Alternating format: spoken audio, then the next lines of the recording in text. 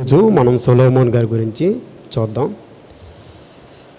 సొలొమోను గారి గురించి అంటే ఆయన ఎవరు, ఆయన ఎలా రాజయ్యాడు, రాజైన తర్వాత ఆయన ఏ విధంగా పరిపాలించాడు, దేవునికి ఎలా భక్తి చేశాడు, భక్తి చేసిన ఆయన యొక్క స్థాయి ఏంటి, ఆయన రాజుకి వెళ్ళినప్పుడు ఆయన ఉన్న స్థితిలేంటి, చాలా ఉన్నాయండి. సమయం తక్కువగా ఉంది కనుక నేను త్వరగా చెప్తాను, మీరు క్యాచ్ చేయండి, అంటే మీరు గ్రహించండి. ఈ సంగతులు ఎవరికి అర్థమవుతాయి అంటే ఎప్పుడన్నా బైబిల్ చదివిన దాఖలాలు ఉంటే వాళ్ళకి ఇంకా బాగా త్వరగా అర్థమవుతుంది. ఒకవేళ లేకపోతే ఒక స్కేల్లో పెట్టిన ఆర్డర్ ప్రకారంగా రిఫరెన్స్లు కూడా రాసుకోవచ్చు. సరే చూద్దాం. సొలొమోను గురించి చూద్దాం ఇవాళ. సొలొమోను ఎవరు? దావీదు గారి కుమారుడు. జాగ్రత్తగానండి, చాలా బాగుంటుంది. పెద్ద సబ్జెక్టు, ఒక స్టోరీలాగా ఉంటుంది.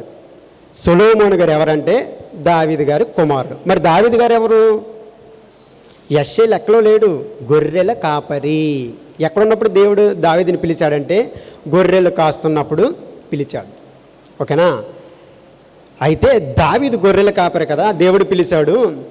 సొలొమోను ఎందుకు మందిరం కడుతున్నాడు? దావీదు కట్టొచ్చుగా.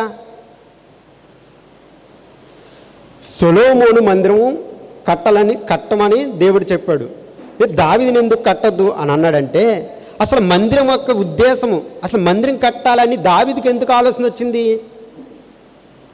అని అంటే, ఒకరోజు ఆయన యుద్ధానికి వెళ్ళిన తర్వాత చుట్టుపక్కల అన్ని దేశాలకంట అన్నిటి మీద జయించాడు. ఎక్కడ కూడా శత్రువు లేకుండా జయించి తన దేవదారు మ్రాణులతో కట్టిన ఇల్లందు పైన మిద్దె మీద చక్కగా ఉన్నప్పుడు అప్పుడు ఒక ఆలోచన పుట్టింది. ఏంటంటే, నేను రాజుని, అసలు నేను ఒకప్పుడు గొర్రెలు కాసుకునేవాడిని, దేవుడు నన్ను ప్రేమించి నాకు ఈ స్థాయి నాకు ఇచ్చాడు. ఏంటి, నేను ఎక్కడో అడవుల్లో చెట్లంట తిరగవలసిన నేను, కానీ దేవుడు నన్ను ప్రేమించి రాజును అంటే ఇశ్రాయేలును పాలించే రాజుగా చేశాడు. నేనేంటి పెద్ద పెద్ద బంగళాల్లో ఉండమేంటి, దేవుని మందసం ఏంటి, అలాగే డేరాలో ఉండమేంటి, నాకేం నచ్చలేదు అని ఆలోచించాడు. ఎక్కడ అని అంటే చూడండి, 2వ సామెతల గ్రంథము, క్షమించండి, సమూయేలు 2వ సమూయేలు 7వ అధ్యాయము, 2వ సమూయేలు 7వ అధ్యాయము 1వ వచనం. యెహోవా నలుదిక్కుల అతని అంటే దావీదు. కొద్ది సౌండ్ తగ్గించి. యెహోవా నలుదిక్కుల అతని శత్రువుల మీద అతనికి విజయం ఇచ్చి, అతనికి అంటే దావీదునకు నెమ్మది కలిగజేసిన తరువాత రాజు తన నగరయందు కాపురముండి నాతాను ప్రవక్తను పిలిచి, నేను దేవదారు మ్రాణులతో కట్టిన నగరయందు అంటే నివాసము చేయుచుండగా దేవుని మందసము డేరలో నిలిచి ఉంది. నాతోను నాకేం నచ్చలేదు, అసలు ఇదేం బాగలేదు అని నాతాను ప్రవక్త అయిన దావీదుని అభిషేకించిన ఆయన ఆ నాతాను ప్రవక్తను పిలిచి, అలాగ దేవుని మందసం ఆ డేరాల మధ్య ఉంటుంది, నాకు నచ్చలేదు కనుక నేను ఏం చేద్దామంటే నేను మందిరం కట్టాలనుకున్నా నాతాను అని అంటే, గొప్పది, మంచిగా ఆలోచించావు అని అంటే, నాతాను వెళ్ళి దేవుడి దగ్గర ప్రార్థన చేస్తే దేవుడు అన్నాడు దావీదుని కట్టొద్దు అన్నాడు. ఎందుకు కట్టొద్దు అన్నాడు అంటే, అదే అధ్యాయంలో 7వ అధ్యాయంలో 12వ వచనం చూడండి. నీ దినములు సంపూర్ణమైనప్పుడు నీవు నీ పితరులతో కూడా నిద్రించిన తరువాత, అంటే నువ్వు చచ్చిపోయిన తర్వాత, దావీదు గారు చనిపోయిన తరువాత నీ గర్భములో నువ్వు వస్తున్నారు కదా, పుడుతున్నారు కదా, అందుట్లో ఒకరిని హెచ్చించి రాజ్యమును అతనికి స్థిరపరచెదను. అతడు నా నామం ఘనత నా నామానికే ఘనత తేవటానికి ఒక మందిరమును కట్టును. అతని రాజ్య సింహాసనమును నేను నిత్యముగా స్థిరపరుస్తాను. దావీదుకి ఆలోచన వచ్చింది మందిరం కట్టాలని. దేవుడు అన్నాడు, నువ్వు కట్టొద్దు, నీ గర్భంలో నుంచే పుట్టే ఒక కుమారుడు కడతాడు, అని రాజ్యము నేను స్థిరపరుస్తాను. అంటే ఇంకా అది ఎల్లకాలం ఉంటుంది. అలాంటి పాలన నీ కుమారుడు ఒకటి చేస్తాడో, నీ కుమారుడికి నేను ఇస్తాను అని దేవుడు నాతాను ప్రవక్త ద్వారా దావీదుకి తెలియజెప్పారు. ఎవరు ఇంతకీ ఎవరు ఆయన అంత గొప్ప వ్యక్తి దావీదునే కట్టొద్దు అని అన్నాడో మరి ఎవరిని కోరుకున్నాడంటే సొలొమోనుని కోరుకున్నాడు. ఈ సొలొమోను ఎవరు? బెత్షెబా కుమారుడు. బెత్షెబా గురించి మీ అందరికి తెలుసు కదా, అతని కుమారుడు. అంటే దావీదుకి ఆ ఒక్కడైన కుమారుడు, ఇంకెవరు లేరంటే చాలామంది ఉన్నారు. దావీదు చనిపోకముందే దావీదుని చంపేసి రాజ్యం ఎక్కేదామనుకున్న వాళ్ళు కూడా ఉన్నారు. ఏమై రాకరగాళ్ళు దావీదు మీద చెయ్యి అన్న వాళ్ళ దేవుడు చంపేశాడు, వాళ్ళ కుమారులనే చంపేశాడు దావీదుకి వ్యతిరేకమైతే. అయితే ఇప్పుడు చూడండి, రాజుల మొదటి గ్రంథము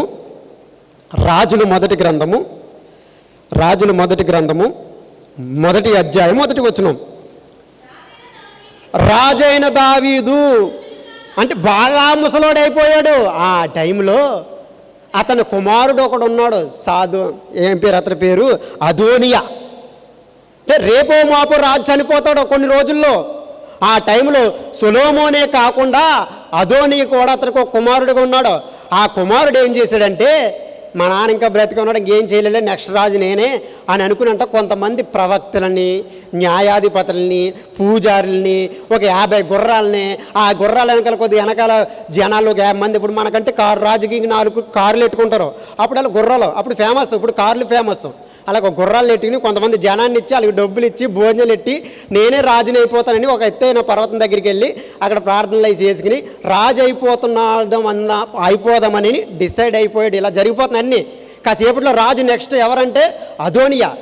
ఈ సంగతి నాతాను ప్రవక్తకి తెలిసింది. నాతాను ప్రవక్తకి తెలిస్తే వెంటనే బెత్షెబా దగ్గరికి వెళ్ళిపోయాడు. నీకు తెలియదా సాధువుకి ఇలాగ చేస్తున్నాడు, ఇలా కుట్ర పన్నుతున్నాడు అని చెప్పేస్తే అప్పుడు బెత్షెబా వెళ్ళి రాజును దావీదు సమ్ముఖం వెళ్ళి ఆయన కలిసింది.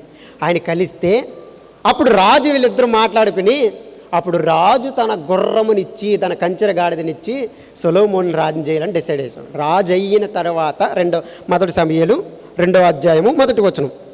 సొలొమోను రాజు అయిపోయాడండి. అంటే త్వరగా చెబుతున్నాను ఈ అధ్యాయులు, మొదటి రాజులు మీరు చదివితే మీకు అర్థమవుద్ది. సొలొమోను రాజు అయిపోయాడు. దావీదునకు మరణకాలము సమీపింపగా, అంటే దావీదు బతకుండగానే సొలొమోనుని రాజుని చేశాడు. కానీ సొలొమోను దావీదు ఉన్నంతకాలం రాజ్య పరిపాలన, రాజు మాత్రం దావీదే. దావీదు చనిపోయిన తర్వాత మాత్రం సొలొమోను రాజ్యం ఎక్కాడు. దావీదునకు మరణకాలము సమీపింపగా అతని కుమారుడైన సొలొమోను ఇలాగ ఆజ్ఞ ఇచ్చానంటే నెక్స్ట్ ఆయన రాజు అయిపోయాడు కాబట్టి నువ్వు జాగ్రత్తగా ఉండని కొన్ని జాగ్రత్తలు రాజైన దావీదు సొలొమోనుకు చెప్పాడు. ఒకరోజు సొలొమోను అంటే రాజు అయిపోయాడు, దావీదు చనిపోయాడు, దావీదు ఆలయ సమాధి కార్యక్రమం అన్నీ అయిపోయినాయి. అయితే ఇంకా దావీదు లేడు ఇంకా భూమి మీద. వెళ్ళిపోయిన తర్వాత సొలొమోను రాజ్య పరిపాలన చేస్తున్నాడు. ఒకరోజు ఆయన చేస్తూ ఉన్నప్పుడు ప్రార్థన చేస్తున్నాడు. ప్రార్థన చేసి పడుకున్న తర్వాత స్వప్నంలో, అంటే మనం పడుకున్నప్పుడు కూడా మనం ఎక్కడికి వెళ్ళిపోయినట్టు, మనం కూడా ఆ ప్లేస్లో ఉన్నట్టు, ఆ కారు ఎక్కినట్టు, అదే కారు మరలా వచ్చినట్టు, ఇలాగంటే సేమ్ యాజ్ టీజ్ వెళ్ళిపోయినట్టు పడుకున్నాం అనిపించదో, మనం కూడా అలా తిరిగి వచ్చేసామన్నట్టు. సేమ్ అలాగే సొలొమోనుకు కూడా దేవుని స్వప్నంలో దేవుడు కనిపించాడు, మాట్లాడాడు. ఏమని మాట్లాడాడు? సొలొమోను, నువ్వు నా రాజ్యాన్ని ఏళ్తున్నావు కాబట్టి నీకేం కావాలో అది కోరుకో, నా ప్రజల్ని ఏళ్తున్నావు కాబట్టి నీకు ఏది కావాలో అది అడిగితే, అప్పుడు రాజు అయిన సొలొమోను ఏం కోరాడంటే ఉత్తి జ్ఞానం ఉన్నాయి కోరాడండి. ప్రభా, ఎన్నిక లేని మా నాన్న ఎన్నుకున్నావు, నన్ను ఎన్నుకున్నావు, నాకేం వెర్రివాడిని నేను, నువ్వు నన్ను పిలిచి ఇన్ని వేల మంది నువ్వు నన్ను నియమించావు కదా, నాకేమొద్దు ప్రభా, ఈ జనాల్ని ఏలటానికి నాకు తగిన జ్ఞానం ఇమ్మని జ్ఞానాన్ని అడిగాడు. అంత ఇంకేం అడగల. దేవుడు ఆ మాటకి ఫిదా అయిపోయి నువ్వు శత్రు ప్రాణమని అడుగుతాను అనుకున్నావు కానీ అడగలేదు. నువ్వు ధనాన్ని అడుగుతాను అనుకున్నాను నేను కానీ నువ్వు అడగలేదు.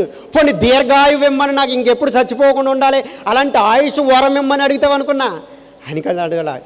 నా ప్రజలను సరిగ్గా పరిపాలించాలని అడిగేసాడు. సొలొమోను చాలా నెంబర్ 1 నువ్వు. అప్పుడు దేవుడు సొలొమోనుకి జ్ఞానము ఇచ్చాడు. జ్ఞానమే కాదు, దానితో పాటు అనేకమైన సంపదలను ఆయనకి ఇచ్చాడు. మామూలు సంపదనలు కదా అవి, జ్ఞానంతో ఇచ్చాడు, జ్ఞానం ఇచ్చాడు. తర్వాత చూడండి, అయితే మొదటి రాజుల గ్రంథం 4వ అధ్యాయము 32వ వచనం చూడండి, ఇక్కడి నుంచి కొంచెం జాగ్రత్తగా వినండి. అతడు జ్ఞానం ఇచ్చాడు కదా దేవుడు. ఆ జ్ఞానం ఎలాంటిదంటే ఇప్పుడు చెబుతున్నాడు ఎక్కడ, మొదటి రాజుల గ్రంథము 4వ అధ్యాయము 32వ వచనం. ఆ జ్ఞానం ఎలాగంటే 3000 సామెతలు చెప్పాడు ఆయన. 1000 కీర్తనలు రచించను. 1005 కీర్తనలు రచించరు. ఎన్ని సామెతలు అంట? 3000 సామెతలు. మీరు సామెతల గ్రంథం ఉంది కదా, అయ్యే ఈ సామెతలు. కానీ అందుట్లో 3000 లేవు, 850 ఉన్నాయి. మిగతా ఏమని 2150 సామెతలు ఏమని అంటే అవి అవసరం లేదు మనకి. దేవుడు మనకి ఏది కావాలో అవి మాత్రమే రాసి మనకి ఇచ్చాడు. ఎన్ని వేల సామెతలు రాశాడు? 3000. సరిగ్గా మనం ఒకటి కూడా రాయలేండి, మనకు రావు. ఆడిడి చెప్పింది కాపీ పేస్ట్ చేస్తాం, అంటే వాడు చెప్పింది చెప్తాం అంతే తప్ప మనం కొత్తగా కనిపెట్టాం. సొలొమోను కనిపెట్టిన సామెతలు 3000, బైబిల్లో రాయబడిన సామెతలు మాత్రం 850. అవి ఎక్కడి నుంచి ఉన్నాయంటే సామెతల కింద 10వ అధ్యాయం నుంచి ఉంటాయి, చివరి వరకు ఉంటాయి. 8000. నెక్స్ట్ మరియు ఆయన 1005 కీర్తనలు అంటే సాంగ్స్ రాశాడు, పాటలు. ఎన్ని? 1005 కీర్తనలు రాశాడండి. మరి బైబిల్లో ఎన్ని కీర్తనలు రాయబడ్డాయి అని అంటే 2. సొలొమోను రాసిన కీర్తనలు బైబిల్లో ఏంటంటే 2. అవి ఏంటంటే 1 72వ కీర్తన, 2 127వ కీర్తన. ఇంకేమీ లేవు. మిగతా 1003 కీర్తనలు ఎందుకు? అయ్యా మనకు అవసరం లేదని దేవుడు పక్కన పెట్టాడు. ఈ ముఖ్యం, ఇంపార్టెంట్, ఇవి ముఖ్యమైనవి అని దేవుడు ఈ 2 కీర్తనలు మనకు రాశాడు. అంటే ఆయన జ్ఞానం ఎట్టిదో చెబుతున్నాడు ఇక్కడ. మనం ఇప్పుడు 25 వచ్చిన మనకు పాట రాదు, సరిగ్గా పాడటం కూడా రాదు. రాత్రి సంగతి తర్వాత దేవుడు ఎరుగు. మనకు సరిగ్గా పాటలే పాడతాం రాదు, ఎన్ని మ్యూజిక్లు ఉన్నా. కానీ సొలొమోను 105 సాంగ్స్ రాసి పాడాడు. కానీ అవి బైబిల్ నందు రాయబడలేదు, కానీ అవి అవసరం లేదు మనకి. మరొక సంగతిని గురించి చూద్దాం. అంటే రాజు అయిన సొలొమోను దేవుడు జ్ఞానం ఇచ్చాడుగా. ఆ జ్ఞానం ఎంత గొప్పదో, ఆ జ్ఞానం ఎలాంటిదో చెప్తున్నాను ఇక్కడ, మీకు చెబుతున్నాను. ఇక్కడ మొదటి రాజుల గ్రంథము ఆయన జ్ఞానం ఇచ్చాడు. నెక్స్ట్ సిరి సంపదలను కూడా ఇచ్చాడు, అంటే డబ్బును కూడా ఇచ్చాడు. అది ఎంత అని అంటే మొదటి రాజుల గ్రంథము 10వ అధ్యాయము 21. ఆయన స్థాయి అంటే తెలుస్తుంది ఇక్కడ మనకి. రాజు అయిన సొలొమోను స్థాయి అంటే మనకి ఇక్కడ తెలుస్తుంది. ఏంటి? మొదటి రాజుల గ్రంథము 10వ అధ్యాయం 21. మరియు రాజైన సొలొమోను పానపాత్రలు బంగారువై ఉండిన. ఏంటంట పానపాత్రలు అంటే ఏంటి? నీళ్ళు తాగేయి. ఇప్పుడు మనం ఎవరి ఇంటికి వెళ్ళామనుకోండి, ఇప్పుడు మనం ఎక్కడైనా బయట పెళ్ళిళ్ళకి వెళ్ళామనుకోండి, ఎందుకు ఎడతారో ఏంటి డిస్పో గ్లాసులు ఎడతారు. కానీ సొలొమోను ముందుకు వస్తే కాల్చేస్తాడు అట్లని. ఒకవేళ ఎవరైనా ఇంటికి వెళ్ళామనుకోండి, నీళ్ళు ఎందుకు వేస్తారో స్టీల్ గ్లాసులు వేస్తారు. అది మన స్టేజ్ అంతగా. కాబట్టి కొద్దిగా నువ్వు ఇంకా పెద్ద ఇంటికి వెళ్ళావనుకో గ్లాసులు ఇస్తారు. లేదు నువ్వు టీ తాగాలనుకున్నావు అనుకో చిన్న స్టీల్ గ్లాసులు ఇస్తారు, లేదంటే పింగాళి కప్పుల్లో ఓటిస్తారు. కానీ సొలొమోను నీళ్లు తాగే గిన్నెలు ఏంటో తెలుసా? నీళ్లు తాగే చెంబులు లేదంటే నీళ్లు తాగే గ్లాసులు ఏంటో తెలుసా? బంగారం. ఒకవేళ పొరపాట్లు ఎవడన్నా కొత్తడు పనివాడు వచ్చి మామూలు గ్లాసులు తెచ్చడానికి ఆడికి అయిపోద్ది, ఆ గ్లాసుకి ఇత్తడైపోద్ది, అంటే నలిగిపోద్ది. ఇంకా ఇక్కడ పని చేయలేక. అంటే ఆయన నీళ్లు తాగాలంటే బంగారమై ఉండాలి, ఆయన పెదాలని తాగాలంటే బంగారమై ఉండాలి. ఈ రోజుల్లో ఎవడ తాగుతున్నాడండి? ఈ రోజుల్లో ఎవడ తాగుతున్నాడు? బంగారం అరుదు.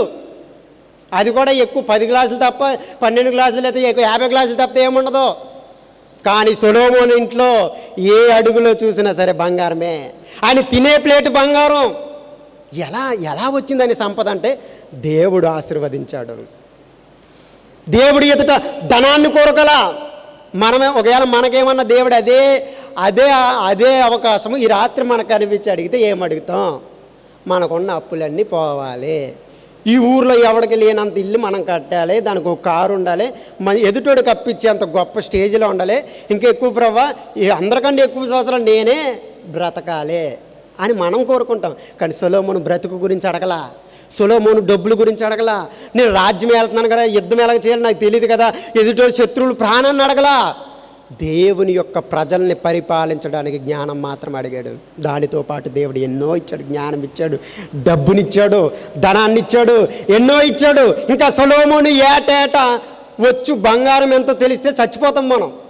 సొలొమోనుకి ఏటేటా వచ్చే బంగారం ఎంత అంటే, ఏటేటా ఎందుకు వస్తుంది అంటే, చుట్టుపక్కల రాజ్యాల్లో ఎవడో కూడా ఆయనకి శత్రువు లేడు.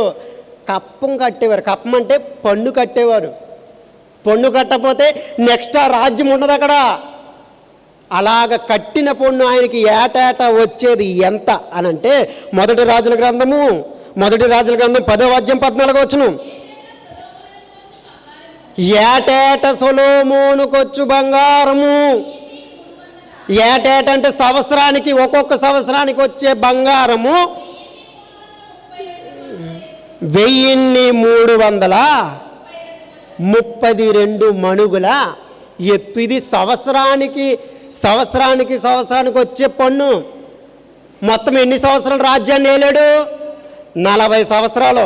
ఏటేట వచ్చే బంగారం ఎంత? 1300 మణుగులు ఎత్తు. అవి కాల్కులేటర్లో చేస్తే, దాన్ని కాల్కులేటర్ కొడితే 18,125 కేజీలు. 18,125 కేజీలు. ఎవరికి? సొలొమోనుకు వచ్చే బంగారం. ఆయన కష్టపడితే వచ్చింది కాదు, ఇతర రాజ్యాలు పన్ను కట్టి పంపించేవారు. 18,000 కేజీలు అంటూ అంటే టన్ను, ఒక టన్ను 80 క్వింటాలు, 8 క్వింటాలు, క్షమించండి, 8 క్వింటాల 120 కేజీలు, 125 కేజీలు. టన్ను అంటే ఎంత ఉంటుంది కూడా అంత ఉంటుంది. అక్కడి నుంచి ఇంత ఉంటుంది. ఒకవేళ అంటే ఈ బాక్స్ అంత ఉంటుంది, ఇంత ఎత్తులో. అది ఒక సంవత్సరానికి వచ్చేది. మరి 40 సంవత్సరాలకు వచ్చేది. 40 సంవత్సరాలకు ఎంత వస్తుందంటే 7,02,500 కేజీలు. 7,02,500. మనకు సరిగ్గా 1 గ్రాము ఉండదు మనకు బంగారం, సరిగ్గా మనకు 1 తులం ఉండదు. ఎక్కువ ఏముంటే మనకి, ఎక్కువ మాట్లాడితే చెవిదిద్దులు ఉంటాయి, ఇంకా అంతగా లేకపోతే చిన్న ముక్కు పొడగ ఉంటుంది, అంతగా లేకపోతే ఉండపోతే బాగోదన్నది 2 సూత్రాలు ఉంటాయి. అంతకుమించి ఏమి ఉండవు మనకి. కానీ సొలొమోనుకు వచ్చే బంగారం, 40 సంవత్సరాలకు వచ్చిన బంగారం 7,02,500 కేజీలు. ఈ ప్లేస్ చాలదండి. ఇది ఎప్పుడంటే క్రీస్తుకు పూర్వం, అంటే యేసు ప్రభు ఇంకా భూమి మీద పుట్టక ముందు. అప్పుడు బంగారం అది, అప్పుడు చాలా రేటు. ఇప్పుడు ఎంత ఉంది? 75,000 ఎంతో ఉంటుంది కేజీ. కేజీ 1 కోటి రూపాయలు ఎంతో ఉంది కేజీ ఇప్పుడు. మరి అప్పుడు కొన్ని వేల వందల క్రీస్తు పూర్వం అంటే బంగారం అప్పుడు ఆ రేట్లో. ఇప్పుడు ఒక 150 సంవత్సరాలు వెనక్కి వెళ్ళిపోయామనుకోండి, ఆయన ఎవరో విజయవాడనంట ఒక 25 ఎకరాలు కొన్నాడంట. 25 ఎకరాలు క్షమించండి, 25 సెంట్లు. ఎంత అంటే 102 రూపాయలు అంట. ఎప్పుడు? 130 సంవత్సరాల క్రితం. మరి యేసుప్రభు భూమి మీదకి రాకముందు అన్ని కేజీలు బంగారం ఆయన సంపాదించాడంటే భూమి మీద ఆయన కన్నా మరొక ధనవంతుడు ఎవడో కూడా లేడు. చెప్పాడు అదే. ఇక ఉండడు కూడా. ఇప్పుడు అంబానీ అనుకున్నావేమో, అదేం సరిపోదు. ఒకవేళ బిల్ గేట్స్ అనుకున్నావేమో, ఆయన ఏం సరిపోడు. ఒక బిల్ గేట్లు కాదు, అలాంటి బిల్ గేట్లు 25 మందిని లేదంటే ఒక 10 మందిని కలిపితే వాళ్ళ ఇంట్లో పనుడితో సమానం. మరి అది మండి ఆయన స్టేజ్. ఒకవేళ నువ్వు అంబానీ ఇంట్లో అయినా ఒక 20 గ్లాసులు ఉంటేమో బంగారం. కానీ సొలొమోను ఇంట్లో వంటగదులు అయ్యే, హాళ్ళు అయ్యే, బెడ్రూమ్లు అయ్యే, కిచెన్ రూమ్లు అయ్యే, ఒక భోజనం హాళ్ళు అయ్యే. ఇంకా సొలొమోను ఆయన భోజనం పెడితే కొన్ని వందల ఇడ్లీని బలి చేసాడు. ఒకరోజు మెను ఆయన మెను ఇంచుమించు ఒక 10 దూడలను, ఆవుల్లో, ఎద్దులను దేన్నో బలిస్తాడు. చూడండి, అంటే ఒక ఊరికి సరిపోతే మనకు ఒకటైతే, అంటే ఒక కింటా మాసం అయితే మన ఊరందరికీ సరిపోతుంది మటను.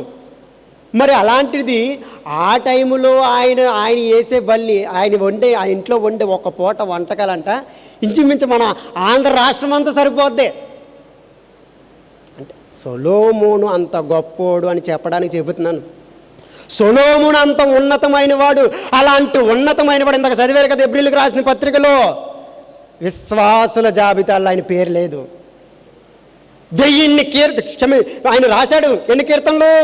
1005 కీర్తనలు రాశాడు. బైబిల్లో ఉన్న 2. కానీ ఆయన పేరు విశ్వాస జాబితాలో లేవు.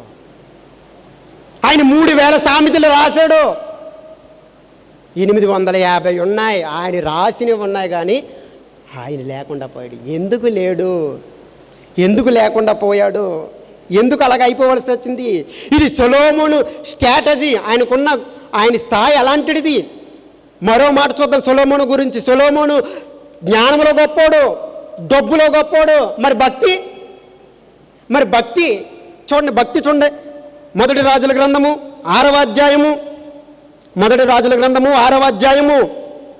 7వ వచనం.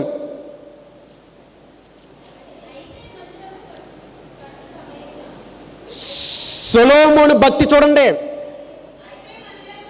సరిగ్గా చదవండి అమ్మా. మొదటి రాజుల గ్రంథం 6వ అధ్యాయం 7వ వచనం. అయితే మందిరమును కట్టు సమయమున అది ముందుగా తెచ్చిన రాళ్లతో కట్టబడెను. మందిరము కట్టు స్థలమున సుత్తే, గొడ్డలి మొదలైన పనిముట్ల ధ్వని ఎంత మాత్రమును వినపడలేదు. ఎందుకు వినపడలేదు తెలుసా? ఇప్పుడు మనం ఇల్లు కట్టుకున్నామండి, పునాదులు వేయక ముందు స్టార్ట్ అవుద్ది అడావిడి. పడగొట్టేదో కడతానే ఉంటారు, పక్కన పడగొడతానే ఉంటారు, ఒకటి కోతానే ఉంటారు, ఇంకొకటి చేస్తానే ఉంటారు. అంటే సొగుండ్లు ఎప్పుడు అయిపోద్ది ఆడు ఇల్లు అనిపిస్తుంది మనకు పక్కన ఉన్నప్పుడు. ఒక స్లాబ్ వేయాలంటే ఒక 30 మంది 50 మంది కేకలు, అరుపులు. కానీ సొలొమోను బంగారాయన దేవాలయం కట్టాడు.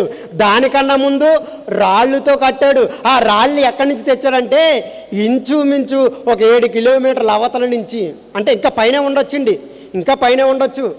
అవతల చెక్కి అంట రాళ్ళని అక్కడ నుంచి మోసుకుని వచ్చి సొలొమోను మందిరాన్ని కట్టారు. ఇక్కడ కట్టొచ్చు కదా, డిస్టర్బెన్స్ రాకూడదు నా దేవుడికి. సైలెంట్. ఎందుకు సైలెంట్ తెలుసా? ఇది పరిశుద్ధ స్థలము కనుక సైలెంట్. నా దేవుని మందిరం కట్టినప్పుడు ఇక్కడ ఎవడైనా పిన్ని సౌండ్ వచ్చినా సరే మామూలుగా ఉండదు అని చెప్పాడండి. అంటే చూడండి, ఎంత ఇష్టం లేకపోతే దేవుడు అంటే ఆయనకి ఎంత ఇష్టం లేకపోతే ఆ మాట చెప్తాడు. సౌండ్ రాకూడదు కట్టండి. మీరు ఎలా కడతారో నాకు తెలీదు, కానీ చిన్న సౌండ్ కూడా రాకూడదు.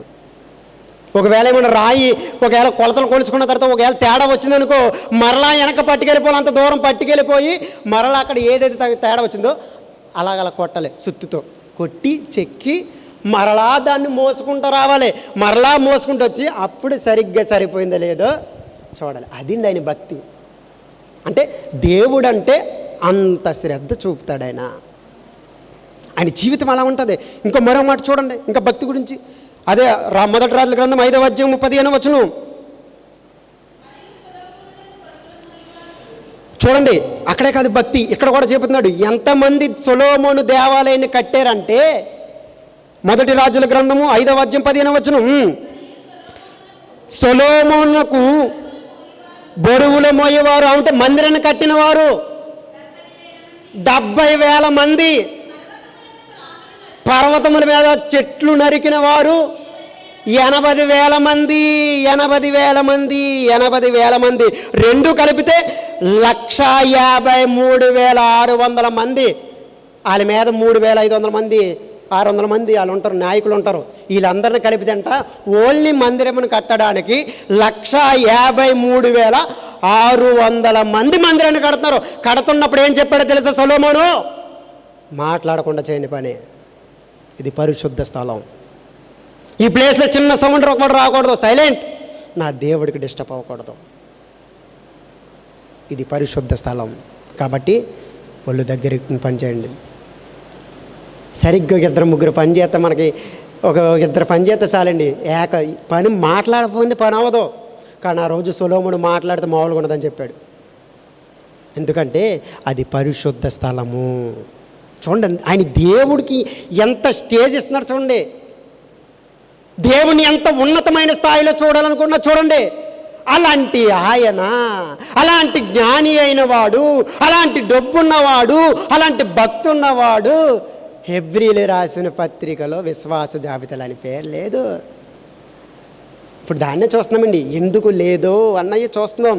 సొలొమోను సువార్త కూడా చెప్పాడు. ఏంటి, భక్తే కాదు, ఆయనకు మనకలేక నిలబడి వాక్యం కూడా చెప్పాడు. ఎలా చెప్పాడు తెలుసా? నీకు లేక 10 మందికి చెప్పలా, చుట్టుపక్కల దేశాల్లో ఉన్న పెద్ద పెద్ద రాజకీయ నాయకులు అంటే ప్రధానమంత్రుల్ని పిలిచి సొలొమోను మందిరం కట్టే ముందు వాళ్ళందరూ పిలిచి ఒక పెద్ద సభ పెట్టాడండి. ఆ సభలో సొలొమోను మెసేజ్ ఇరగదీశాడు. ఎలాగంటే సొలొమోను చూడండి, అక్కడ మొదటి దినవృత్తాంతములు, మీ అందరికి అర్థమవుతుందిగా, మొదటి దినవృత్తాంతములు 2వ అధ్యాయము, క్షమించండి, 2వ దినవృత్తాంతములు 2వ అధ్యాయము 5వ వచనం, 2వ అధ్యాయము 2వ దినవృత్తాంతముల గ్రంథము 2వ అధ్యాయము 5వ వచనం, నేను కట్టించు మందిరము గొప్పదిగా ఉండును.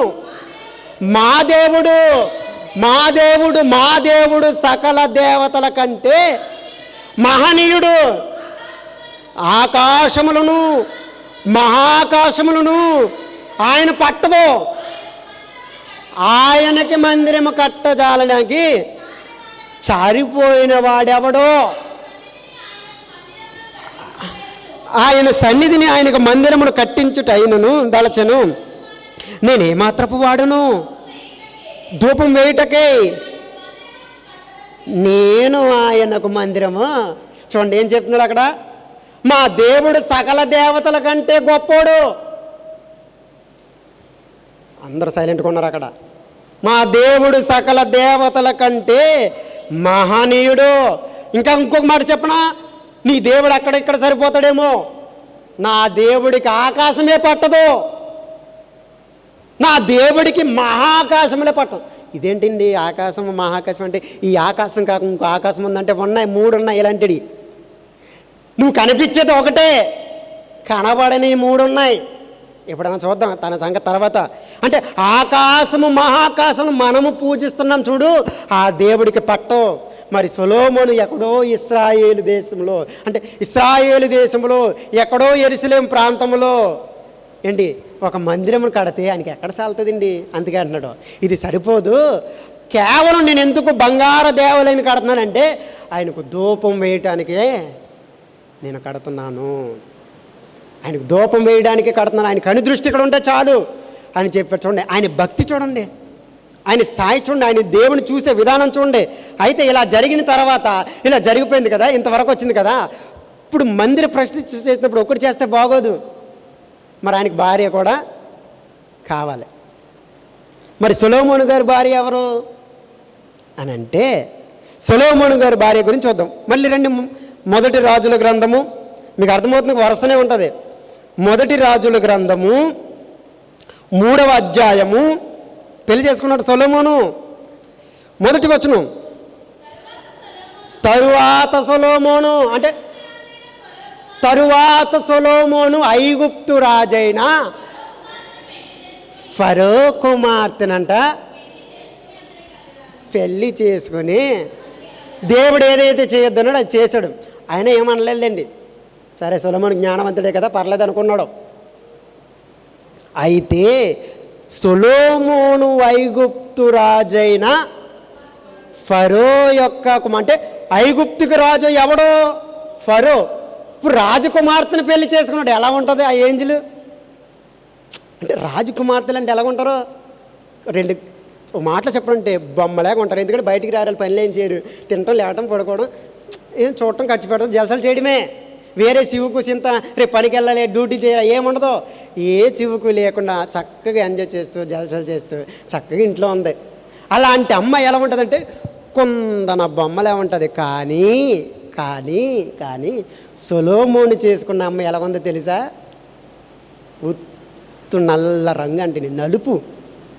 ఐగుప్తురాలు అంత జ్ఞానవంతుడు, మనకి సరిగ్గా రంగు ఉండదు. మనకే ఎన్ని కోరికలు కోరతామో ఒక పెళ్లి చేసుకోవాలంటే. అమ్మ ఎలాగ ఉండాలి, కాలు వంకర ఉండకూడదు, అది ఉండకూడదు, ఇది ఉండకూడదు, అది చదవాలి, ఇది చదవాలి, ఎన్నెన్నో చెబుతాం. కానీ జ్ఞాని అయిన సొలొమోను చేసుకున్న అమ్మాయి బ్లాక్, ప్యూర్ బ్లాక్. ఐగుప్తురాలు, ఈజిప్ట్ పీపుల్స్ వాళ్ళు మొత్తం నీగ్రోస్ నల్లగా ఉంటారు. అలాంటి అమ్మాయికి టెంప్ట్ అయిపోయాడో మరి ఏమైపోయాడో తెలియదు, కానీ టెంప్ట్ అయ్యాడండి. ఎందుకంటే కలరు నలుపైన మనసు మాత్రం ఒక రేంజ్లో ఉంటుంది. ఆమె కలర్ మాత్రం నలిపే, కానీ ఆమె క్యారెక్టర్ మాత్రం ఎన్ని కోట్లు ఎట్టినా కొనలేదు. అంత పద్ధతి గల అమ్మాయి అండి, అంత యథార్థం, అంటే అంత నమ్మకమైనది. సొలొమోను అది చూశాడండి. నల్లగా ఉందని నీకెలా తెలుసు అంటే, ఐగుప్తులో ఉన్న వాళ్ళు అందరూ నల్లగానే ఉంటారా? రాజకుమార్తె కాబట్టి ఏదో క్రీమ్లో ఆడుంటుంది. ఇప్పుడు ఆడతలేదు మన వాళ్ళు, అలాగే ఏదో క్రీమ్ ఆడి తెల్లగా వచ్చి ఉంటుంది కదా. నల్లగా ఉందని నువ్వు ఎలా చెబుతున్నావు అని అంటే, నేనేం ఊరికి చెప్పనండి, రిఫరెన్స్ చూసే చెప్తా. ఎక్కడ నల్లగా ఉంది చెప్పు అని అంటే, చూడండి సొలొమోను భార్య ఎలా ఉంటుందో చూడండి. పరమగీతములు మొదటి అధ్యాయము, పరమగీతములు మొదటి అధ్యాయము మొదటి వచనం కానీ చదవండి, అర్థమవుతుంది. ఎవరు రాశారంట? సొలొమోను గారే రాశారు. తన భార్య మంటను చూడండి, నోటు ముద్దులతో అతడు నన్ను ముద్దు పెట్టుకొనును గాక. బా, ఎలాగ ప్రేమిస్తుంది అంట, ఎలా ప్రేమించుకున్నారంట వాళ్ళు పెళ్ళయ్యాక? ద్రాక్షారసము కన్నా మధురంగా. ప్రసంగి గ్రంథం మొదటి అధ్యాయం మొదటి వచనం. ద్రాక్షారసము కన్నా చాలా బాగుంది వాళ్ళ ప్రేమ. అంత బ్యూటీగా ఉంది, అంత స్వచ్ఛంగా ఉంది, అంత క్యూట్గా ఉంది. నీ ప్రేమ ద్రాక్షారసము కన్నా మధురము. అబ్బా, నువ్వు పూసుకున్నావు చూడు ఆ సెంటు, అబ్బా అది ఎక్కడ చేశారమ్మాయి, చాలా బాగుంటుంది. అంటే ఆయన చూడండి, తన భార్య భర్తలు ఆయన ఉద్దేశం, నువ్వు పూసుకున్న సెంటు అంట టెంప్ట్ అయిపోతాడు, అంత బాగుంటుందంట. ఎవరో? సొలొమోను గారి భార్య పూసుకున్న సెంటు. నీ పేరు పోయబడిన పరిమళ తైలము. ఆ పేరు కూడా అంత అందమైంది, ఆ పేరు కూడా అంట అంత చక్కనైంది. మనకులాగా ఎల్లమ్మ పొల్లమ్మలు కాదు, ఆ పేరులోనే ఆ స్వీట్నెస్ ఉంటుందంట. అంటే లవ్తో కూడిన పేరేమో అది బహుశా. అంటే ఆ పేరు పిలిస్తేనే ప్రేమ ఉంటుంది మా పేరులో. ప్రియా అదేంటిదే, నా ప్రియ సెకండ్ రాశాడు ఇందులో. ఒకవేళ ప్రియ ఏమో, ప్రియ సఖి ఏమో, సుందరి ఏమో, సుందరి మనేమో. నీ పేరు పోయబడిన పరిమళ తైలముతో సమానము. ఎవరంటే కన్యకులు మనల్ని ప్రేమిస్తారని మన పక్కన ఉన్న మన ఫ్రెండ్ అది ప్రేమిస్తుంది మనల్ని. కొంచెం మంచి డ్రెస్ వేసుకుంటే దానికి నచ్చం మనం, ఒకవేళ కొంచెం మంచిగా సెంటు కొట్టుకుంటే నచ్చం. కానీ సొలొమోను భార్యని తన స్నేహితులు కూడా ప్రేమిస్తున్నారు. అంటే ఆమె క్యారెక్టర్ ఎలా చూడండి. అంటే ఆమెకు ధనం ఉందని పొంగిపోదేమో, ఆమెకి అన్ని సమతలు రాజు భార్యనని బిల్లప్పలు కొట్టదేమో, అందరిని సమానంగా ఎప్పుడు ఎలా వచ్చామో ఎలా పోతాం అన్నట్టుగా ఉందేమో. అంటే అవేమీ లెక్కలో లేకుండా అందరితో సమానంగా ఉందేమో. అందుకనే ఏమంటున్నాడు ఆ మాట అక్కడ, కన్యకులందరూ కూడా, కన్యకులంటే పెండ్లి కానివారు, పురుషుని ఎరగని వారు కన్యక. ఆ కన్యకులందరూ కూడా నిన్ను ప్రేమిస్తారు. అంటే చూడండి ఆ భార్య ఎలా ఉందో. ఎందుకు కన్యకలు ఆమె వెంట వెళ్తున్నారంటే, ఆమె క్యారెక్టర్ అలాంటిది అయి ఉండొచ్చు, ఆమె మాట్లాడే మాట అలాంటిది అయి ఉండొచ్చు. మన మాట దేవాలయంలోకి వచ్చినప్పుడు ఒకలాగా ఉంటుంది, ఇంటికాడ ఒకలాగా ఉంటుంది. ఇంటికాడ పెద్దవాళ్ళ సిల్వందో అది అమ్మమ్మని, నానమ్మని, తాతవని, ముత్తాతవని, నోటికి ఏ మాట వస్తుందో పనికి మాలాగా మాట్లాడతాం. పైగా ఇక్కడికేమో బైబిల్ చదువుతాం, ఇక్కడికి వచ్చేమో పాటలు పాడతాం. ఏంటి మాట్లాడేది అన్ని రొచ్చి మాటలే. ఎవరు మగవాళ్ళు అయితే మగవాళ్ళు అంటే పనికి మళ్ళీ అనుకోవచ్చు, ఆడపిల్లలండి, ఆడపిల్లలు. నీకెలా తెలుసు అనుకో, ఇక్కడ వాక్యం చెప్తే ఇక్కడ ఏం వదిలేరు, నువ్వు అంతలా గొంతుకు చించి చెప్తున్నావు కదా. వాళ్ళేమో ప్రార్థనకు వచ్చేస్తున్నారు కదా, వాళ్ళ ఇంటికాడ వేసి అసలు అని వాళ్ళ తల్లిదండ్రులే చెప్తున్నారు మాకు కేకేసి. అంటే మన బ్రతుకొకటి, మనం మాట్లాడే మాట ఒకటి. ఏంటి ఇది? దేవుని సన్నిధికి వచ్చినప్పుడు ఒకలాగా ఉంటున్నాం, బయట వెళ్ళినప్పుడు ఒకలాగా ఉన్నాం. కానీ సొలొమోను భార్య చూడండి, కన్యకలు ఆమె అంటే వెళ్ళిపోయాడు. వాళ్ళ తల్లిదండ్రులు కూడా కన్యకలు ఆపలేదేమో, ఆమె కూడా ఎలాంటి పంపించారేమో. చాలా అయిపోయింది. నన్ను ఆకర్షించుము, నన్ను ఆకర్షించుము, మేము నీ యొద్దకు పరిగెత్తుకుని వచ్చేదము. రాజు తన అంతఃపురములో నన్ను చేర్చుకొనెను, నిన్ను బట్టి మేము సంతోషించి ఉత్సహించదము. ద్రాక్షారసము కన్నా నీ ప్రేమ ఎక్కువగా స్మరించదము. యథార్థమైన మనసుతో వారు నిన్ను ప్రేమించుచున్నారు. యెరూషలేము కుమార్తెలారా, ఇప్పుడు చెబుతుంది చూడండి. ఇప్పుడు వరకు సొలొమోను రాశాడు తన భార్య కోసం, ఇప్పుడు వెంటనే తన భార్య ఎత్తుకుంటుంది. ఏమని తెలుసా? యెరూషలేము కుమార్తెలారా. యెరూషలేము పిల్లలు ఎలాగుంటారో తెలుసా? యెరూషలేము చూడండి, కొట్టి చూడండి, యూదులు ఎలాగుంటారు? తెల్లగా ఉంటారండి, తెల్లగా. యెరూషలేము పిల్లలందరూ తెల్లగా ఉంటారు. ఆ పిల్లలతో చెప్తుంది ఏమని? యెరూషలేము కుమార్తెలారా, నేను నల్లని దానినైనను ఎలాంట సౌందర్యము గలదానిని. చూడండి, నేను బ్లాక్ బ్యూటీగా ఉండొచ్చు, కానీ ఆ బ్యూటీతో పాటు నాకు అందం ఉంది, సౌందర్యం ఉంది. సౌందర్యము గలదానిని ఈవిడ ఎవరనుకున్నావు? ఈ నల్లగా ఉన్న ఆమె ఎవరనుకున్నావు? సొలొమోను గారి భార్య. యెరూషలేము కుమార్తెలు చెప్తుంది, నేను నల్లని దానినైనను సౌందర్యవంతురాలను. కేదారు వారి గుడారముల వలె, సొలొమోను నగరు తెరవలే నేను సౌందర్యరాలను. మీరందరూ సొలొమోను ఇంట్లోకి వెళ్ళి ఆయన ఇల్లు ఎలాగుందో, ఆయన నగరం ఎలాగుందో, ఆయన తెర ఎలాగుందో మీరు చూడాలనుకుంటున్నారు. చూడు, నన్ను చూడండి, అవి చూసినట్టే. అంత అందము గలదానను, అంత అందము గలదానను. చూడండి, సొలొమోను జ్ఞానములో టాపు, సొలొమోను బంగారం అంటే డబ్బులో టాపు, సొలొమోను భక్తిలో టాపు. సొలొమోనుకు వచ్చిన భార్య కూడా నెంబర్ 1 పేరు తెచ్చేది ఆవిడ. అయినప్పటికీ కూడా, ఇంత మంచి పద్ధతులు ఉన్నప్పుడు కూడా, చుట్టూ ఇంత సమూహాలు ఉండగానే, చుట్టూ ఇంత మంచి వాతావరణం ఉన్నప్పటికీ కూడా తను మంచిగా జీవించలేకపోయాడు.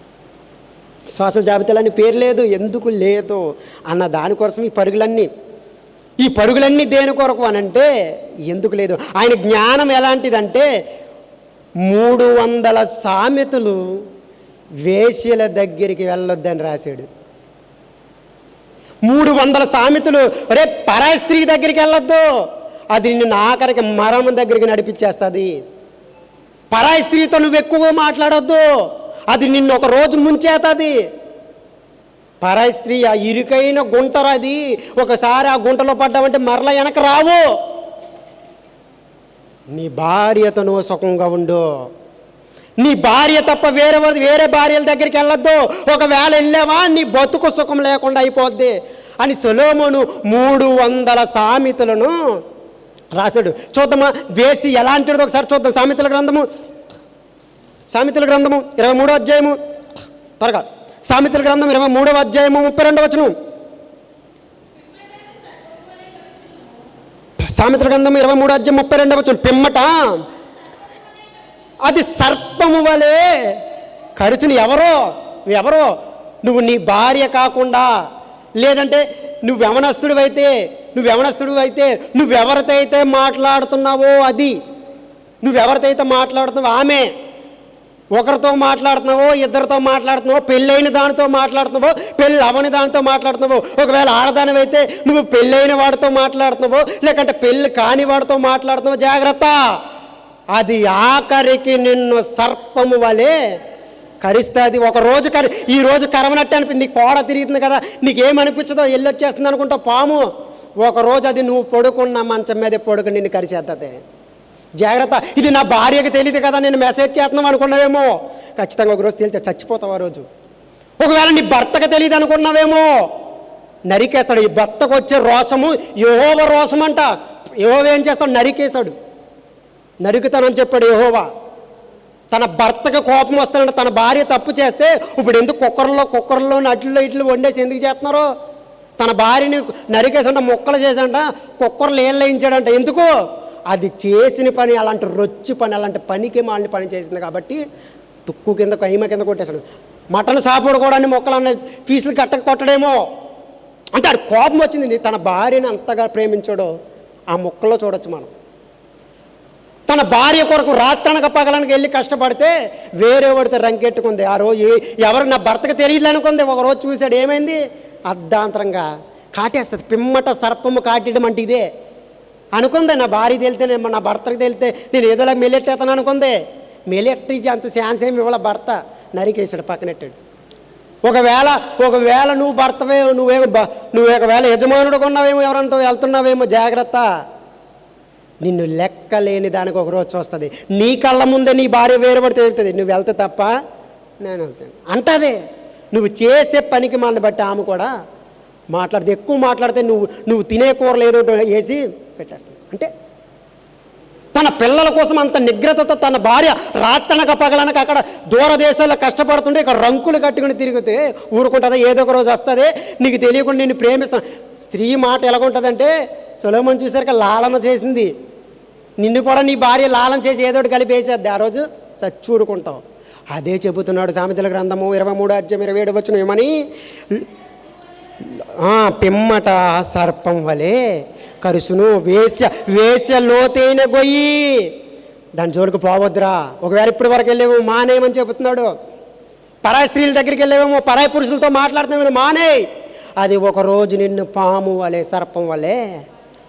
ఎవరు రాశారో తెలిసి, ఇది జ్ఞాని అయిన సొలొమోను రాశాడు. జ్ఞాని అయిన సొలొమోను రాశాడండి.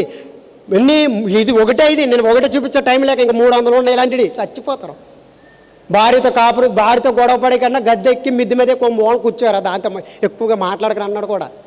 అంటే అంత డేంజర్ భార్య. అంటే ఊరుకోదు, అత్తమాన దాన్నే ఏదో కోడిగుడ్డు మీద ఏకలాగినట్టు అత్తమాన అదే మాట్లాడితే దాంతో వాదించే కన్నా ఏదన్నా మిద్దెక్కి సమూలం కూర్చో. ఇలాంటి 300 సామెతలు రాశాడు ఎవరో? జ్ఞాని అయిన సొలొమోను. ఇంకా 200 సార్లు మద్యము జోలికి వెళ్ళొద్దు అని రాశాడు. 200 సార్లు మద్యము జోలికి వెళ్ళొద్దు అని రాశాడు. ఒకసారి చూద్దాం, అది కూడా చూద్దాం, ఎందుకంటే మంచిది. అదే 23 సామెతల గ్రంథం 23:29 వెళ్తే ఏమవుతుంది? నేను తాగితే నీకేంటి, నువ్వేమన్నా ఇస్తున్నావు డబ్బులు? తన భార్యతో అంటాడు, నాతో కదండి, తన భార్యతో అంటాడు, నువ్వేమన్నా నువ్వు వెళ్ళి పొద్దుట వెళ్ళి తెచ్చేస్తున్నావు, మరి కష్టపడింది నేను, తెచ్చుకునేది నేను, ఇంట్లోకి కూర్చుని తిన్నావో, తాగితే నీకు ఎందుకే? అలాంటి మాటలు మాడతారు. వెళ్తే వెళ్ళు. కానీ జ్ఞాని అయిన సొలొమోను గారు కొన్ని మాటలు చెప్పారు, అవి వినేసి వెళ్ళు రేపటి నుంచి. ఏమని? ఎవరికి శ్రమ, ఎవరికి దుఃఖము, ఎవరికి అత్తమాన గొడవలు, ఎవరికి అత్తమాన చింత, ఇది లేదు అది లేని చచ్చిపోతారు. ఇంట్లో ఏం వండాలి ఏంటి అని చచ్చిపోతారు. ఎవరికి చింత, అదే మాట్లాడతాడు ఇక్కడ. ఏంటంట? ఎవడికి ఏతువు లేని దెబ్బలు. ఏంటి మరి? తాగితే తినంగా ఇంటికి రాడు, ఆడిని కెలుగుతాడు, ఈయన్ని కెలుగుతాడు, మరి వీడేదో కోటేశ్వరుడు లేక. ఎవడికి ఏతువు లేని దెబ్బలు అంటే లెక్కలేని అందుమంది కొడతారండి. ఎవరినే? తాగుపోతుండి. అంటే అందరూ చులకనే. అలా చులకనగా అయిపోవడానికి కారణం ఎవడో తెలుసు? ఆడే. అదే మాట్లాడుతున్నాడు సొలొమోను. ఎవరికి శ్రమ? తాగనోళ్ళక కాదు. నెక్స్ట్, ఎవరికి దుఃఖము? ప్రార్థనకి వెళ్ళే వాళ్ళక కాదు. నెక్స్ట్, ఎవరికి ఇంట్లో అత్తమాన గొడవలు? తాగినోడు తిన్నాక వస్తాడు, వీడు ఇంటికి వచ్చాక ఆడెవడో ఏదో అంటే వాళ్ళ అమ్మను కానీ లేదంటే వారి భార్య కానీ కొడతాడు. అక్కడ తాగుతాడు వీడు, టీవీని పగల కొడతాడు, లేదంటే ఫ్రిడ్జ్ని పగల కొడతాడు, లేదా ఇంట్లో విలువైన వస్తువులన్నీ పగల కొడతాడు. పోనీ ఈడేమైనా ₹1,00,000 జీతగాడ తెల్లారితే వాళ్ళ అమ్మ వండాడితే తింటా గతి లేదు వీడికి. లేదంటే ఆడి భార్య రాత్రనక పగలానికి వెళ్ళి కష్టపడితే కూరనాలు తెస్తే కానీ గతి లేదు వీడికి. ఆ గతి లేనోడు అంటే ఇవన్నీ పగలగొట్టేస్తాడు. అదే చెప్తున్నాడు, ఎవడింట్లో గొడవలు ఎక్కువ, ఎవడింట్లో మాటికి శ్రమలు, ఎవరింట్లో మాటికి శాంతి సమాధానం లేకుండా ఉంటాయి. ఎవడికి చింత? వీడికి తాగివాడికి చింత ఉంటుందా? రేపొద్దుట అయ్యో రేపొద్దుట పిల్లల స్కూల్ ఫీజు కట్టాలి, చింత ఉంటుంది వీడికి. ఎక్కడన్నా బట్టల కింద చీరల కింద ₹150 ₹100 తగిలితే మళ్ళీ ఇచ్చి వెళ్ళిపోతాడు. వాడి పిల్లల గురించి అంటే ఊరిలో కుక్కల కంటాయే మనం కన్నాం. ఒకప్పుడు ఒక్కడే ఉన్నప్పుడు నీ ఇష్టం తిరిగావు, కరే నిన్ను నమ్మి పసిపిల్లలు ఉన్నారు, వాళ్ళకి మంచి భవిష్యత్తు ఇవ్వాలని ఆలోచన లేదు. ఒక ఆలోచన లేదు. నాకు లేక నా పిల్లలు కూడా ఇలాంటి పనికి మళ్ళీ స్టేజ్లోకి వచ్చేస్తాను ఒక ఆలోచన లేదు. దరిద్ర బతుకులు బతుకుతున్నారు తండ్రులు. తన కొడుకుని బుద్ధి చెప్తే కానీ తండ్రులకు బుద్ధి వచ్చేలేక లేదు. అలాంటి స్థితిలో ఉన్నారు తండ్రులు. అలాంటి స్థితిలో ఉన్న వాళ్ళకి తండ్రి స్థానాన్ని ఎలాగిస్తారండి కొడుకులు? చెప్పండి, ఎలాగ గౌరవిస్తారండి అలాంటి స్థితిలో ఉన్నవాడికి? ఎవరికి శ్రమ ముగించేసుకుంది. ఇంకా చాలామంది వచ్చి వారం చెప్దాం, టైం అయిపోయింది కాబట్టి. చాలామంది మరి వివరణతో ఉంది. ఎవరికి శ్రమ, ఎవరికి దుఃఖము, ఎవరికి గొడవలు అత్తమానా, ఎవరికి చింత, ఎవడికి ఏతువలేని దెబ్బలు, ఎవరికి మంద దృష్టి. అంటే వీళ్ళు కళ్ళు కానవో. అయ్యో నా ఒంటి మీద గుడ్డలేదని ఆయన కాంతిడికి తాగేవాడికి ఎదుటోడు వచ్చి ఎక్కేదే కానీ ఎక్కేసుకోవాలని స్టేజ్లోకి వెళ్ళిపోతాడు తాగితే. అదే చెబుతున్నాడు అక్కడ ఆ మాట.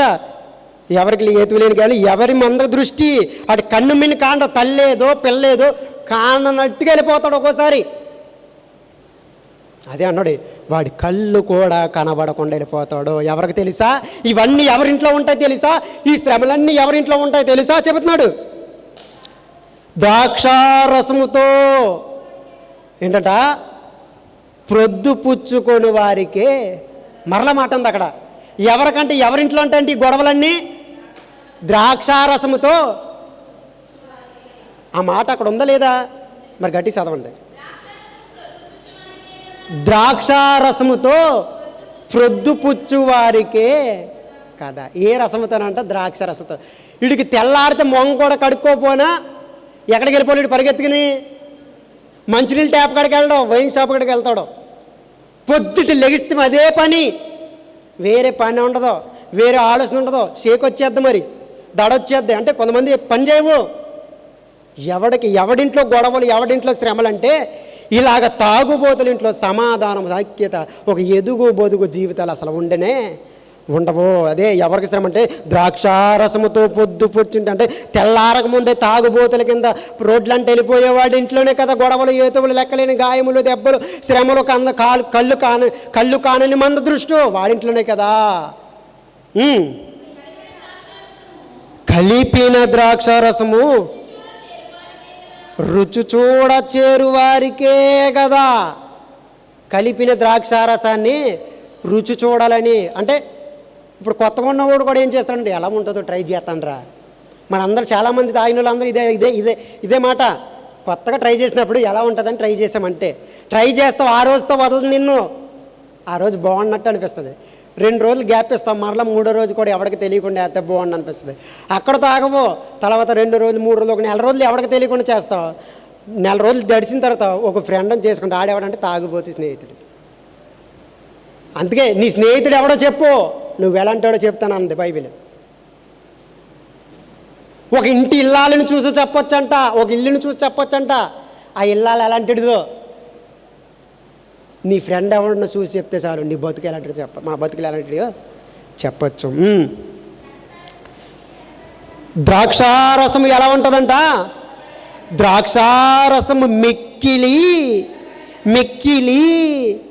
ఎర్రబడి. ఎలాగుందండి వైన్? ఇప్పుడు వైన్ ఎలాగుంది? ఎర్రగా ఉంది. ద్రాక్షారసము మిక్కిలి ఎర్రగా. దాన్ని చూద్దాం మరి. ఇంకా ఆగదిక మిక్కిలి ఎర్రగా ఉండును కదా. ఏంటంట? గిన్నెలో అంటే అప్పుడు గిన్నెలో తాగేవారు, ఇప్పుడు గ్లాసులో, ఇప్పుడు కాయలో, ఇప్పుడు అలా ఈ మధ్య ఈ నీళ్ళు వేసుకోవడం కూడా చాలామంది చేయట్లేదంట. అంటే చాలట్లేదంట డోసు. డైరెక్టర్ తాగేస్తున్నారంట, తాగుతున్నారంట.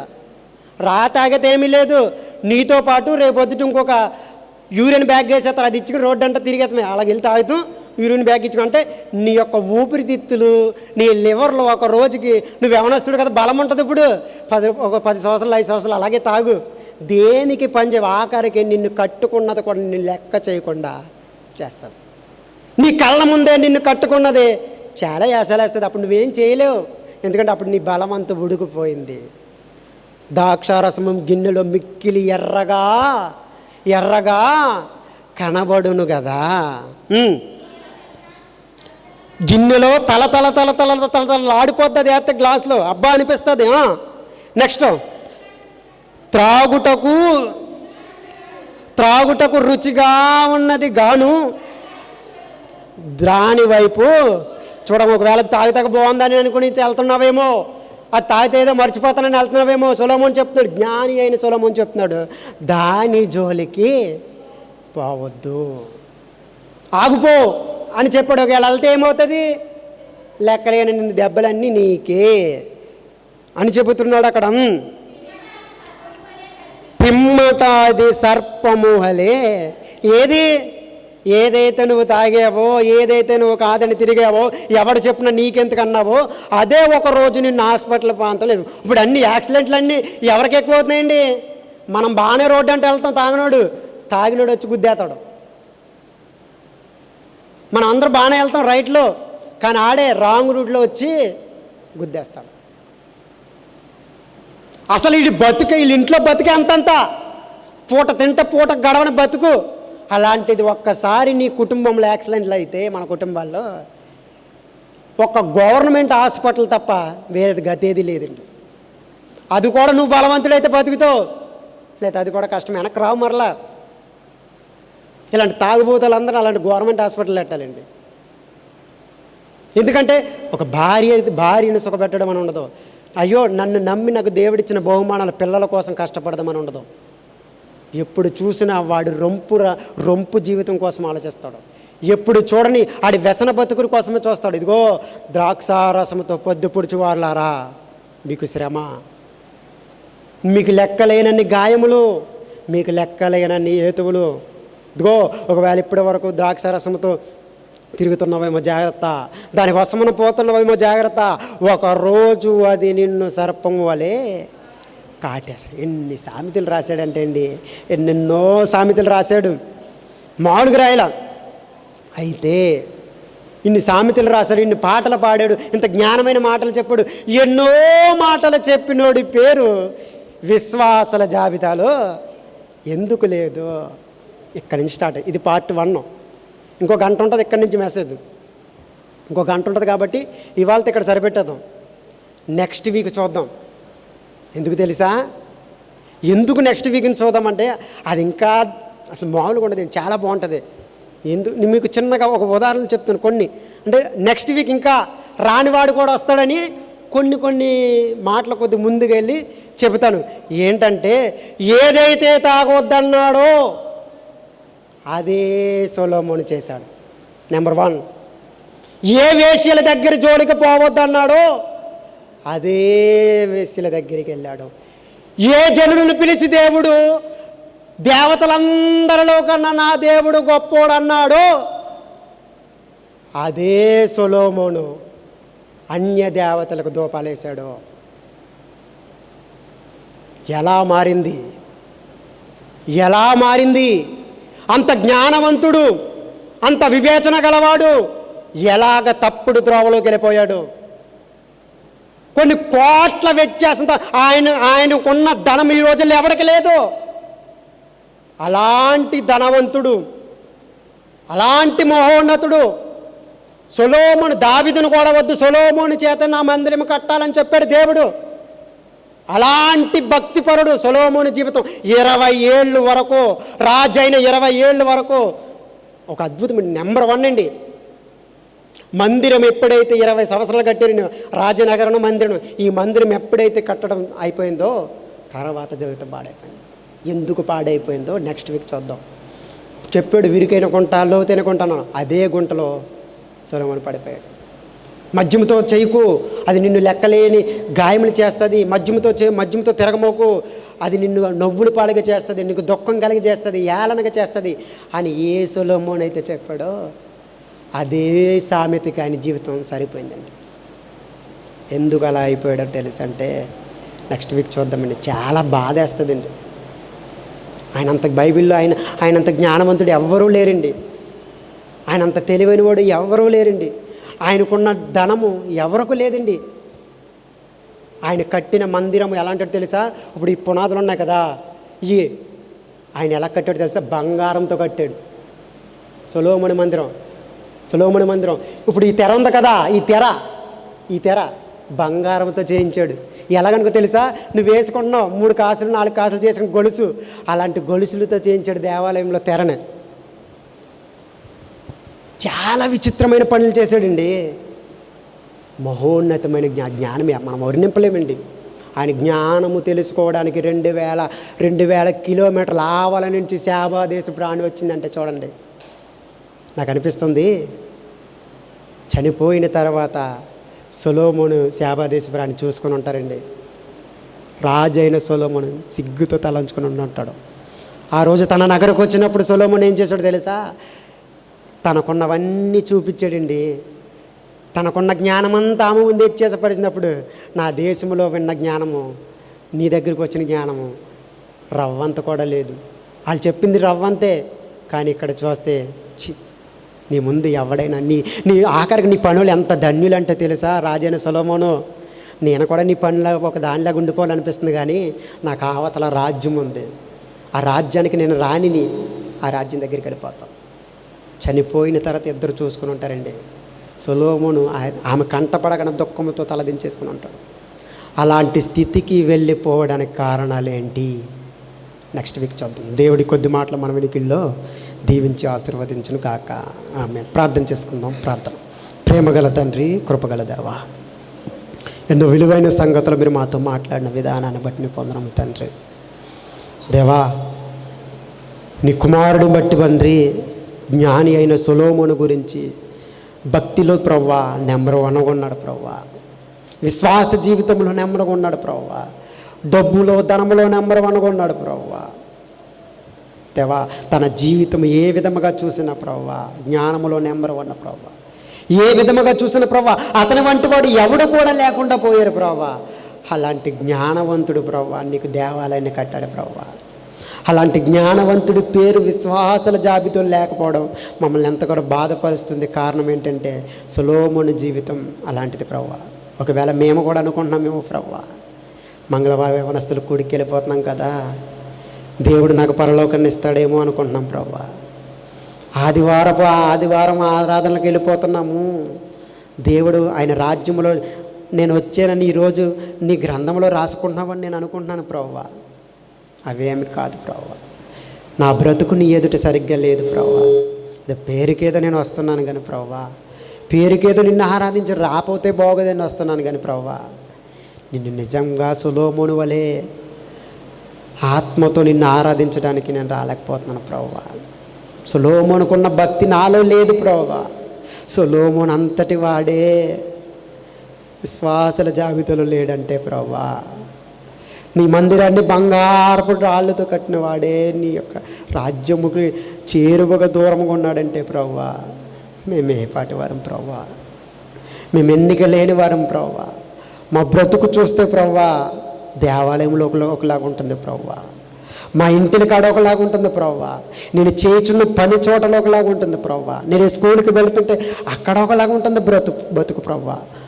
ఓసరవల్లిలాగా నా రంగులన్నీ మార్చేసుకుంటున్నాను ప్రవ్వా. ఎవరు చూడట్లేదు అనుకుంటున్నాను ప్రవ్వా. అయితే నన్ను క్షమించండి ప్రవ్వా. సొలొమోను జీవితాన్ని చూస్తే ప్రవ్వా మాకు బుద్ధి వస్తుంది ప్రవ్వా. సొలొమోను జీవితాన్ని మేము జ్ఞానం చేస్తే ప్రవ్వా మాకు భయం వేస్తుంది ప్రవ్వా. అంత విశ్వాసపరుడే పరలోకం అంటే నీ యొక్క విశ్వాస జాబితాలో లేడంటే మేము ఎక్కడ ఉంటాం ప్రవ్వా. దయతో ప్రవ్వా, కృపతో ప్రవ్వా, దేవా నీ కృపతో మమ్మల్ని జ్ఞాపకం చేసుకొని ప్రవ్వా. మేము దెబ్బలకు తప్పితే దేనికి పనికిరాం ప్రవ్వా. బాప్తీసం తీసుకున్నప్పుడు ఒకలాగా ఉన్నాం ప్రవ్వా, అవి తీసుకున్న తర్వాత మరొకలాగా ఉన్నాం ప్రవ్వా. మేము గడుపుతున్న దినాలు ఒకలాగా ఉన్నాయి ప్రవ్వా. నీ ఇద్దరు నటన జీవితం ఒకలాగా ఉంది ప్రవ్వా. ఉత్తి వేషధారిలాగా బ్రతుకుతున్నాను ప్రవ్వా. దయతో నేను క్షమించను తండ్రి. నా చూపులు నీ ఎదుట బాగోలేదు ప్రవ్వా, మా తలంపులు నీ ఎదుట బాగోలేదు ప్రవ్వా. దేవా కృపతో నన్ను జ్ఞాపకం చేసుకోను ప్రవ్వా. ఈ అంచెకాలాల్లో ఉన్నాం ప్రవ్వా, ఈ అపాయకరమైన కాలాల్లో ఉన్నాం ప్రవ్వా. దయతో నన్ను జ్ఞాపకం చేసుకుని ప్రవ్వా. నన్ను బట్టి నీ కృప ఏమాత్రము తక్కువ చేయక ప్రవ్వా. పాపేదైనా నన్ను క్షమించు ప్రవ్వా.